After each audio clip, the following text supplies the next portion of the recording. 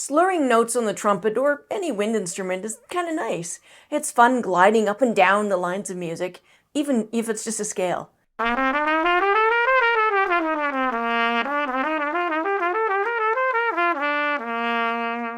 But lip slurs are a whole nother thing. I mean, how do you easily and smoothly slur between notes that don't need valve changes, like in the opening notes and the ones that follow in the study number 10 from Clodomir's 70 Little Studies? Well, I'm going to play that study for you, and then we're going to talk about lip slurs. Hello, I'm Deanna. Welcome to the Trumpet Study Project. It's the Clodomir edition, and this is a series of videos for trumpet players who are building or, like me, rebuilding their trumpet playing skills. Working through this study book is part of what I'm doing to regain my playing skills after more than a decade of very little playing. And I'm sharing my journey through the book right here on YouTube. As I began working on Clodomir's 10th study, one of the challenges that stood out for me were those lip slurs. They can be challenging on their own, but in this study, we're also asked to play them at a soft dynamic. As with some of the earlier studies in this book, I found that just practicing the study, number 10 in this case, isn't really enough to be able to play the study, especially with the challenging opening lip slur and the ones that follow. So as before, I created my own supplemental exercises to practice, and they help me with the lip slurs. In this video, I will show you what some of them are that I played, and I went ahead and I created another PDF with these exercises on them for you to try if you'd like. It's free and the link is in the description. For myself as a comeback player, by working on this study and the lip slurs in particular, it's helped me move a little closer to being able to play tough opening lip slurs like in this piece by Eugene Botza that I played before.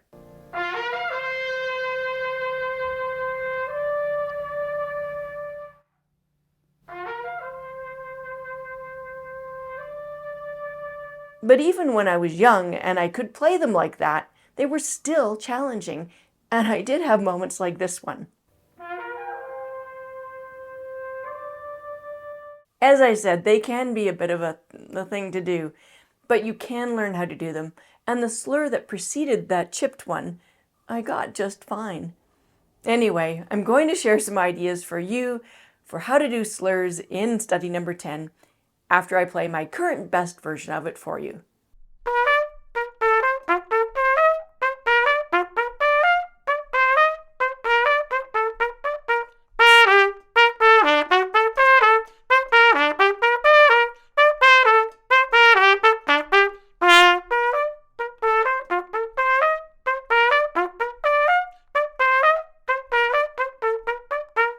When I was much younger and newer at playing the trumpet, lip slurs were hard for me to do. Sometimes I got them, and well, other times I struggled with them. In my own experimenting, though, back then to try to get the hang of it, I found that there was a fair amount of letting my body figure it out. But it helped when I gave it opportunities to do so. And when I did, one thing I found was that I could do lip slurs going down more easily than I could typically do them going up. Well, flash forward to the present day and learning Clodomir number 10, and I needed to rebuild my dexterity with them, with lip slurs. A type of exercise that helped me before I found myself practicing again.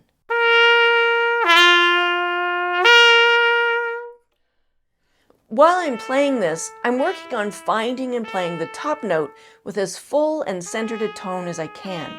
Then I slur down to the lower note and I try to make it as open and full as I can as well. After that, I aim to slur back up to the upper note, and again, aiming for that open and full tone. So with each of those, I'm accenting the note that I'm moving to. I'm giving a little kick on the air to help me get to the next note, and that's one thing that I found is really helpful, is to accent where you're going.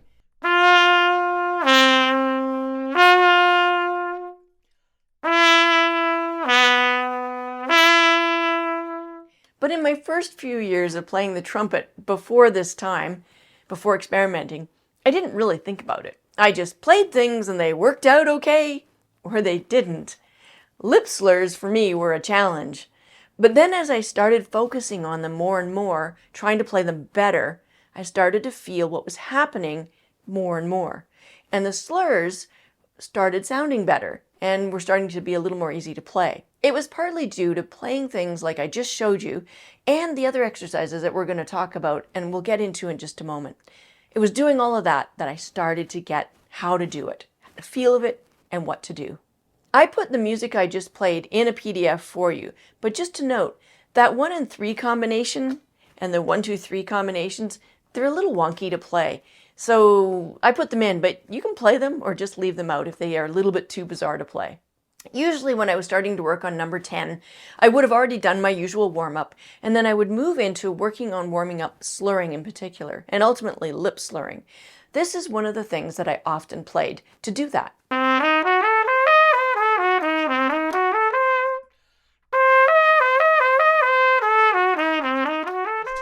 So I'm warming up my lip slurring out of context from the Clodomir.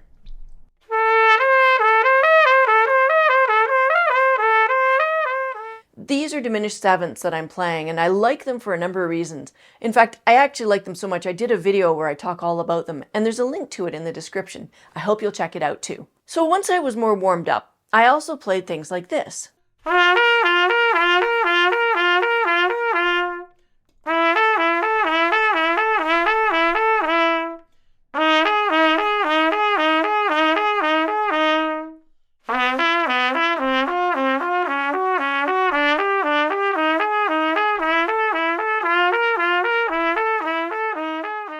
And here's a couple of fun limbering up things to do.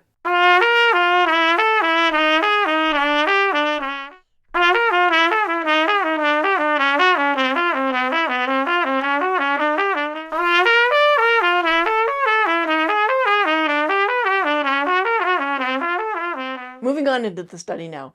All of those exercises are fun and they got me nicely limbered up to move on into Clodomir. But I found that even with that, as I moved into the study, I still wanted to, or actually needed to, play things that would help me with the specific lip slurs that we find in it. This was one of the ones that helped me work up to and get comfortable with, or more comfortable with, the opening lip slur from the C to the E.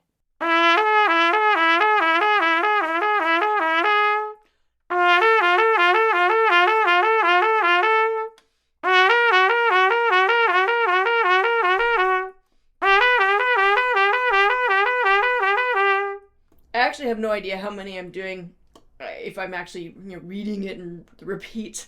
Just do a whole bunch of them is fine.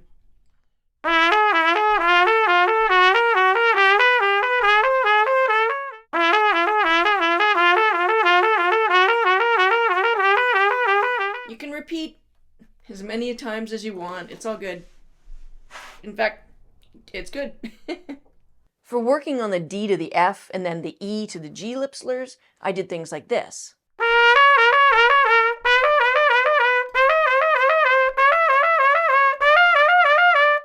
I actually spent quite a lot of time working these lip slurs on that first line.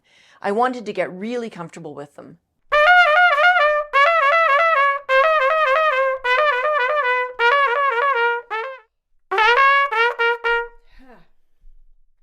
It's good to stop in between it and release it, release it, release it. Ultimately, this is probably a good strength builder, but let go of the tension. Do it, do it, do it. Pull back, relax, let go, breathe, and then try it again.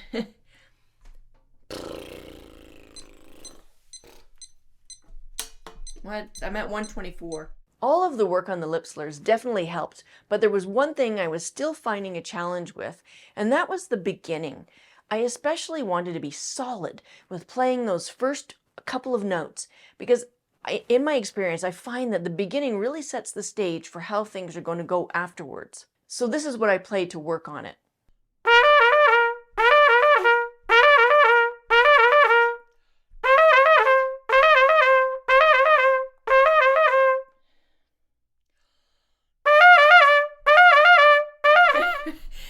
But you want to hit the C well, and for me anyway, I want to hit it full so that when I go to the E, I'm coming from something that's round and solid, and I'm going to go into the E. I've got full air going into the E, but I wanted to just flow and not, I want that C to just release, full release. I brought my metronome into it as well to add the tempo back in, that target tempo. I needed to work towards it.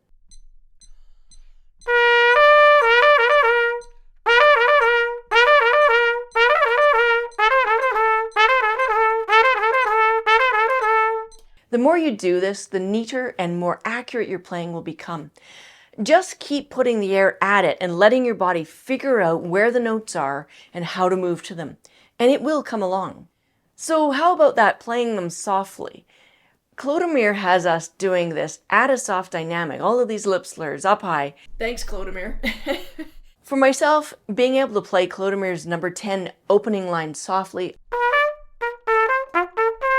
I first worked on getting as comfortable as I could playing it at mezzo forte to forte.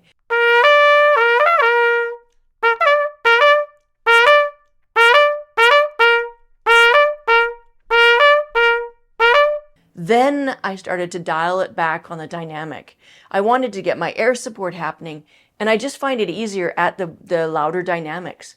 I needed the air first to be able to do those lip slurs. And if you recall, everything you heard in this video wasn't very soft, except my opening playing of the full study. In my practicing, I did eventually work on bringing the volume down, but I did a lot of it at the louder volume. To play softly though, figuring out your air support and how to maintain it is crucial.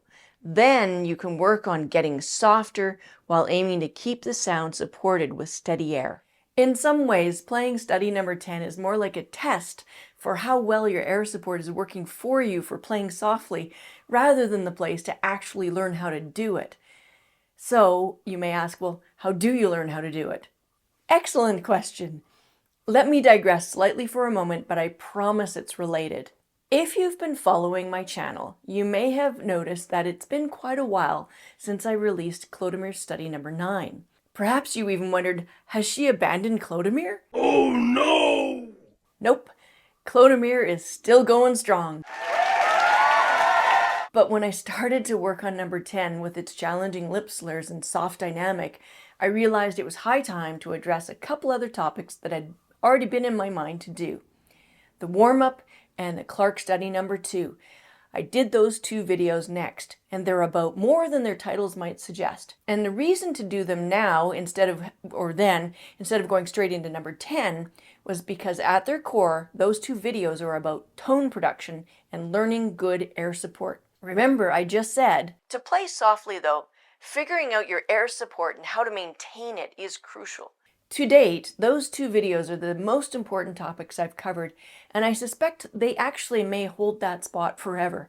Tone production is your playing. Coming back to now to how do you play the top line of Clodomir number 10 at that piano dynamic, you'll do yourself a big favor if you learn how to really support your sound, if you're still learning how to do that, and then even then continually developing your air support. And you want to aim to play with energy and vibrancy that goes through and connects note after note after note through the line of music that you're playing, even at the softest dynamic. In fact, especially at the softest dynamics. So to answer the question, how do you learn to play the first line of Clodomir number 10? Well, I recommend playing other music than just the study. And the music I suggest to begin with, or to at least begin including, is with those 2 videos. And there's actually one more video on the way soon for Clark number 3, and that will directly help you with your lip slurs. It'll be out as soon as I can get it done. Those videos are all about creating your playing foundation, the very foundation you rely on when you come to play Clodomir number 10, and all of the studies in the book. The music that I talk about in them is designed to help you learn to support your sound, create the sound, and support it. And even though I didn't really talk about playing softly in those videos, they were getting a bit long, the videos, it's really great music for working on your quiet playing, especially Clark number 2. It's kind of one of its things. Then you can take that into working on the lip slurs in that first line of music for number 10. Now note, the exercises I've shared in this video are not exhaustive for what you can do to learn how to do smooth and easy lip slurs. I encourage you to experiment and try different things. Keep giving your body, your face, your muscles, all of it, opportunities to figure it out. Figure out lip slurs and to figure out ultimately anything you're trying to work on. For learning how to support your sound so you can play these lip slurs at that soft dynamic, check out the first video I mentioned above. It's right here, and it'll take you to the second one. Remember that free PDF in the description below, and the video for Clodomir number 11 is right up here. And if this video was helpful, please let us know in the comments below and click the like button. That's it for now, and I'll see you next time.